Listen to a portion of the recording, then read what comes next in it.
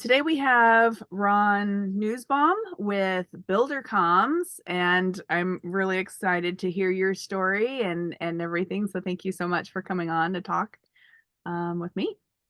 Cindy, it is great to be here, and I'm super excited as well. Thank you. Um, so you served in the U.S. Marine Corps. What can you tell me about that? Yes, I am a United States Marine. I was an 0311 infantry grunt, whatever you want to call us. And what can I tell you about that? It took me 13 months to become a Marine. The first time I went and walked into the recruiting office, the sergeant major there told my dad I would never be a Marine. And he wouldn't tell me, he told my dad. And then on the way ride home, my dad was like, well, yeah, you can scratch that one off the list. You'll never be a Marine. And I said, well, why not? And I had a tattoo on the side of my neck, and that was against the regulations. So the guy was like, "You're just it's no go." So I then spent 13 months getting that tattoo removed, blew everybody's mind at the recruiting station, and I stepped foot on the yellow footprints and became a Marine because I felt it that much in me. Like it was a calling. It's what I thought I would do. It's what I really wanted to do. I had to check that box to know if I had it, if I had what it took to go be a Marine and go serve. And I did that, served with 22 Golf Company, one deployment to Iraq, came back, blew my knee out on our Afghanistan workup. And of course, the Marine Corps at that point in time was done with me. So all that time to get there, I met my wife while I was in. I had explained to her, like, this is what I'm going to do. Like, this is it. If you want to move forward with this relationship, you're going to have to be good with me deploying and doing this stuff. And I'm going to continue to grow my career in the Marine Corps, blow my knee out. That wasn't an option. So I got out and yeah, that landed me in Michigan. I can continue on with kind of my origin story, or we can cut it right there if you have any questions. No, that's great. I mean that's dedication before day one. You and from what I hear, removals of tattoos is no joke. Especially if you have any red in there. I don't know if you did or not, but Yeah, and I didn't have any red, but it was the most painful thing that I've ever went through. It's basically if you just hold a lighter to your skin and just let it burn till it blisters. At least that's what it used to be at. Like I'm talking back in 2006 when I had this done. So I don't know if it's come any farther, but it was literally the most painful thing I've ever done. oh geez. Well, that's true dedication. So, yeah, anything else you want to share with your time in? No, I mean that was it. I met my wife because I went to the Marine Corps. Actually, my bunkmate at Paris Island and School of Infantry, they were lifelong friends, and he told me I have the perfect girl for you. And no one would have believed him, and still no one probably believes him. But he got it right. We've been married for 15 years now. We have a 5-year-old son, and that was really the extent of my service. It got cut shorter than what I would have liked and what I thought, but everybody's service it's their own journey, and you just have to work through some of that. Like my deployment to Iraq wasn't everything that I thought it would be. And then we lost a lot of guys in Afghanistan and I wasn't there. So dealing with that and a lot of survivor's guilt on that because I couldn't make that deployment. And that there's just a lot of things. Everybody's journey is their own, and you have to work through that. I'm a firm believer that the veteran community, myself and everybody, is we have to use our service as the catalyst to the next part of our life. No matter what we do, that service should be the launching point. But all too often we get out and we use it as a crutch. It's because I served or because this happened while I was in. And I just don't believe that should be the case. We are special individuals. We did serve our country no matter what happened or what the circumstances was. That should be the catalyst for the rest of your life. And you should go do anything you want to do because of that. It shouldn't be in spite of that. It shouldn't be, I can't do this because of that. It should be, I'm going to do this because of that. I ended up in residential construction because of that. There was this foreman in training ad, and I wouldn't apply. It was on Craigslist when I got out in 2011, and I wouldn't apply. And then finally, one day I'm looking in the mirror and I go, damn it, Ron, you're a United States Marine. If you want to go be a foreman and work in construction, you can do that. There's no reason why you can't. And I went, I got that job. The guy was an Army veteran. Everybody else he had hired was graduating with construction management degrees, but he liked Marines. He's like, Marines have never let me down. So we can take our experiences if we let the mindset be right and lead us to where we need to go. And as veterans, that's what we have to do. We have to use those experiences. A lot of them are going to be bad. You're going to have negative emotions tied to them, but you have to let that be the catalyst. You can't let that be the reason why you handicap the rest of your life. That's very true, and that's super motivating. It's it's a special type of person to serve in the military, period. Hmm. Just roll over and just take it is not it's not doing any of us. I mean, it happens. I understand that it happens, but we can all get through it, and we have each other to get us through it as well. And that's super motivating and super inspiring, and I love that you said that. Thank you. So and maybe this was already answered in what you just said, but what is your why? Why, or I guess first of all, how did you come up with the idea to start up BuilderComs? Yeah, so I ended up in residential construction, like I had said, and I spent over 13 years there. I've done everything from running the jackhammer to running the company. And at the highest level, there was one thing that I could always guarantee would happen, and that is I would deal with escalated customers or pissed off customers. And I didn't want to anymore. So I really dove into why. And not just why did I, but why did the construction industry as a whole have this really bad reputation when it came to customer experience? And what I found out was a lot of it wasn't the guys that was doing the work. It was very rarely the actual work itself. But what it was communication. I Mm, could link back every bad experience almost to communication breakdowns. The right people not talking to the right people, the wrong people talking to the wrong people, sticky notes being created, and just miscommunication that was happening between homeowners and the contractors and builders. And one night I was laying in bed, it hit me. If there was only software that got everybody on the same page and worked as like air traffic control to make sure that the right people were always talking to the right people, and it got all the pictures, all the documents, all the communication in one place, and then we organized it for a project, it would solve one of the biggest pain points in the construction industry. And that night I got out of bed and I call it a haphazard at best PowerPoint presentation because see, I'm a grunt that was in the construction industry for 13 years, not a software guy, but now I own a software company. So I put together this PowerPoint presentation, and that right there was the start to this journey.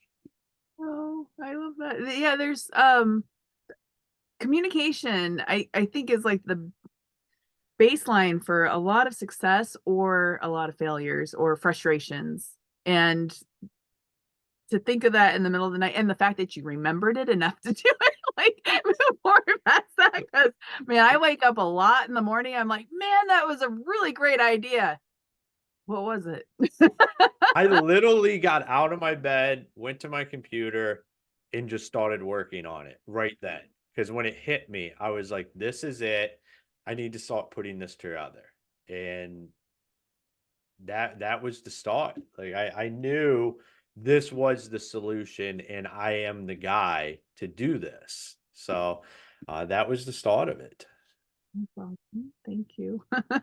I know a lot of people in the construction industry, so I and even from a a consumer standpoint, because I've had several houses built too, and you always wonder like, well, what's going on? Where is it at? Where, and it's not necessarily, I mean, I guess a little bit of maybe not so much frustration from my side, but more from like the excitement of wanting to know, like, oh man, it's still just a piece of slab. Like, how is this going to be done in 4 months? Like, there's no walls. And the next thing you know, like all the walls are up, and I'm like, wow. But not understanding the processes from a consumer standpoint, I could see where this would be, yeah, just, the pain point that you were talking about, where you get these disgruntled or just frustrated clients, and you're taking that whole concept just out. Like it's Mhm. gone. Um, so what do you love most about what you do?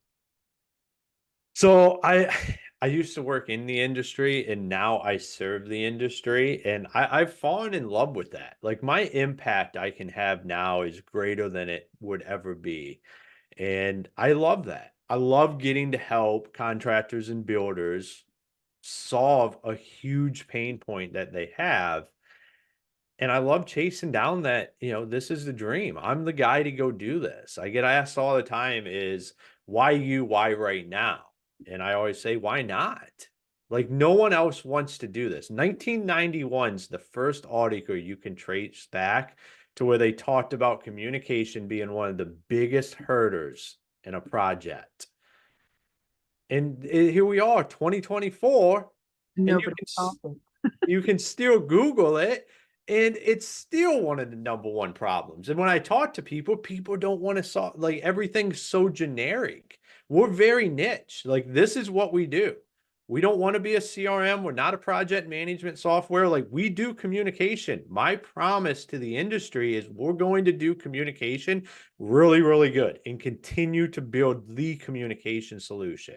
So that excites me. That's what I love is I get to come out and put the solution first that was built for the construction industry by the construction industry. Just not another software that was built out in Silicon Valley and rolled out. Like this is built for us.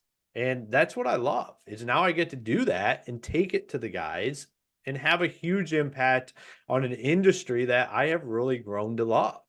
Yeah. And you have the insight pain points. So like what needs to be solved. And I've felt the pain firsthand on both sides of yeah, it as a homeowner and as a contractor. very cool. So software, because that's not where your background is. What would you say was your biggest learning curve when starting BuilderComs? I think that everybody says software goes fast, but I think software scales fast because you're not having to scale people like you do in a typical business. But software development, all the software stuff behind the scenes moves just like any other business. But you hear people all the time say, man, software just moves so fast. I think that was the biggest learning curve for me because I just assumed like everything would happen overnight Mm, just because it's software and I'm, naive to the point. Like that's not how it works. So when they say software moves fast, it's the scalability. Like I can put on 1,000 clients in the next 30 days and scale the software a lot faster than you can scale a business. Like in typical business, you can't just bring on 1,000 new customers in 30 days without building out that infrastructure, and software is different. So that was a real learning curve for me.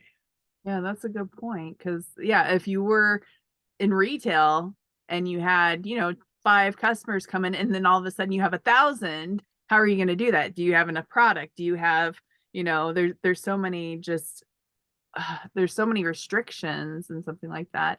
Software Mhm. is just incredible. Like I mean, I didn't ask how old you were. I'm not going to ask you, but I know like when I was when I was a kid, like we didn't have cell phones, and the next thing, it was a big deal when those pagers came out, and you had like your little special code, and so you didn't have to actually call anybody. But it's and now look, now everybody is on. We're on Zoom right now. Yeah. Um, So yeah, it's just it is awesome. Um, so what are you most excited about right now with BuilderCom? So we are, it was just announced that we're a top 20 startup for the International Builders Show this year in Vegas. And Congrats. I possibly going to be a top 10. So I'm super excited about that. That's a huge thing. We've had a lot of validation. This is very industry specific validation. They look at what they say the top 20 startups that they're putting in the startup zone are the companies they feel are going to disrupt how the construction industry does business in the future. And I believe that's what we are. And for them to see that as well, that really excites me. And to have the opportunity to go there, there's going to be 50, 60, 70,000 contractors and builders there. I mean, we're a startup. So having that name recognition, getting the brand out in front of people is some of the most powerful stuff. So to be able to stand on a stage there and pitch who we are and what we do is amazing. And at the same time, I bootstrapped this to get it to where it's at, and we're getting ready to open up our first investor round ever that we've done. And that's exciting as well because we're taking this to the next level. We understand where we're at, and we're ready to just rapidly take this out into the market and completely disrupt construction tech. So I have a couple exciting things going on. So for me at BuilderComs, it's really an exciting time. that is super exciting, and I do know IBS.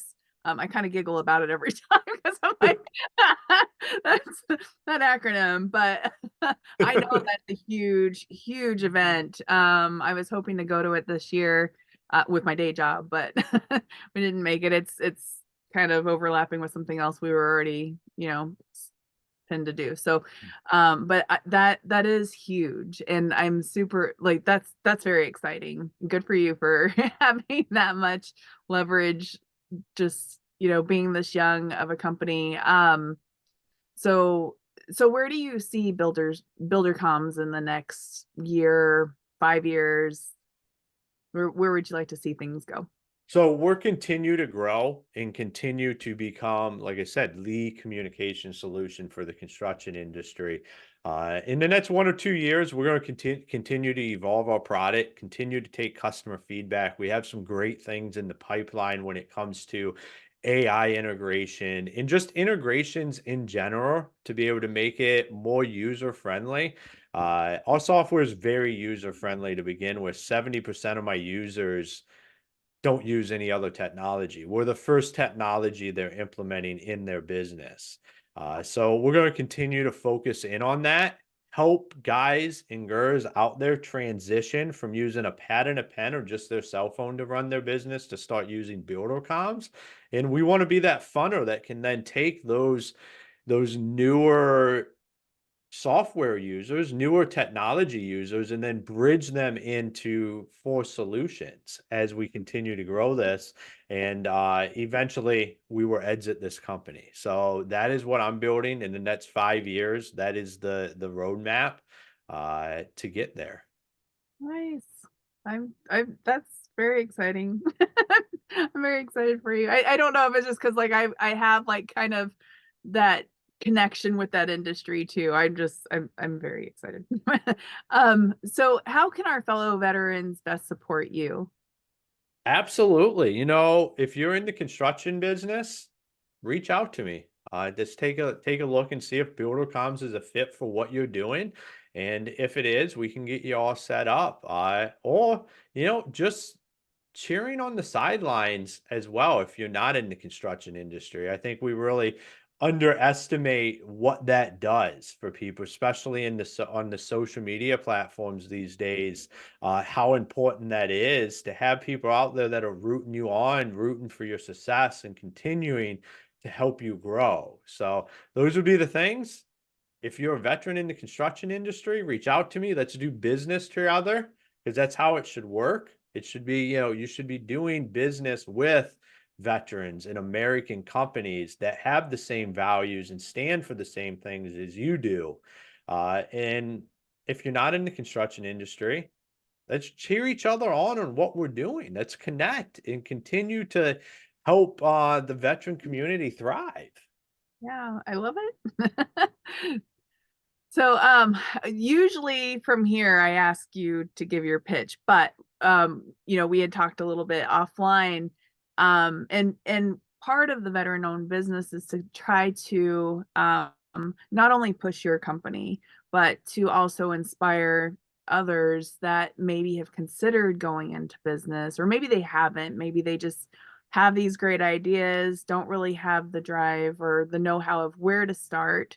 Um, so that's kind of like, it's a two-part thing here. So, and we had talked that this is not your first business, right? So can you tell me a little bit more about what you have done prior to this and after the, Marine, your service in the Marines as well? Yeah, so I mean, I was raised around business. My parents built the Amway business when I was growing up. So like instead of listening to the radio growing up, we would listen to cassette tapes and motivational speakers or books on tape. And I would go to conferences instead of going and doing the typical stuff people did on the weekends. Uh, and then after I got in the Marine Corps, like I said, I ended up in residential construction. And I've done everything from running the jackhammer to running the company, scaled to 8 figures. And that was an amazing experience. I learned a lot during that time. I also have bought and sold a cleaning company. Me and my wife did that together, where we acquired it, put in all the systems, did what needed to happen. 9 months later, sold it for just about 5x on initial investment. And here we are today with BuilderComs, is out here chasing the dream. And we went all in on this. Like this was our time where we felt like this was the thing. And I think that can be hard for people. But if you don't ever pull that trigger and go all in on something, you'll never know. And I can trace that back to when I got the tattoo removed off my neck to become a Marine. Like I was all in on being a Marine because that's where my heart was at. That's what I felt like God had called me to be. And now here we are with BuilderComs. I'm all in on this. I have the same feeling that I had when I was getting ready to become a Marine about BuilderComs. And we all have that in us. Yeah. Like there's somebody listening right now that's struggling and debating is should I go do this? I just stood on stage in Philadelphia at Veterans Shark Tank and I closed my pitch, whatever you want to call it, with I'm up here doing it for all the grunts and everybody that's ever been told no, because that's not the truth. I've been told no a lot, but I am the guy. That's where people have been wrong about that, is that I am the guy to go do this. And we are, as veterans, we are the people. We are the guys. We are the girls. We're the ones that are supposed to go do this. We're supposed to take our knowledge and our industry knowledge and go do amazing things. And now's the time. 2024 is the time that we start doing this. And like I said, we stop using our service as a crutch and we say, no more. I am going to go be great because I am great. That is very true. I love the motivation. I love the passion or the purpose. I mean, that's beyond passion, right? Passion is just the wanting to do it, the feeling of needing to do it, but the purpose is actually doing it and living it day to day. Um, yeah, that's very motivating. Thank, thank you for that. My goal is to go out and motivate veterans. Like this would be a catalyst for me to be able to go do that. Like the doors that I've opened up in the veteran community since I started BuilderComs has been amazing. And like that is where the passion really starts to lie, is the impact that you can start to have because of that. So like I said, this is what we should go do. Like entrepreneurship's not for everybody. But if it's for you, you have to go chase that dream. Like, don't let somebody tell you you can't, or don't feel like you can't because of something that happened prior, because you can. If you can become a service member in the United States, in whatever branch you were in, you can go run a business. You can go be successful and use that as the reason why you can, not the reason why you can't. That's very true, and you're so right. I mean, if anybody can do it, it's definitely our veterans, and it's just not letting anybody tell you no, not letting anybody make your call the shots in your life. It's just the, we're all strong. We're all very strong, and like I said, sometimes we do have situations that kind of bring us down, but like that's all temporary. You If you have the want to do it, you can do it. You can do anything that you want to do. And I know that's like, you hear that from like, oh, my dad or my mom told me I could be whatever I want to be. It's true. It is so true.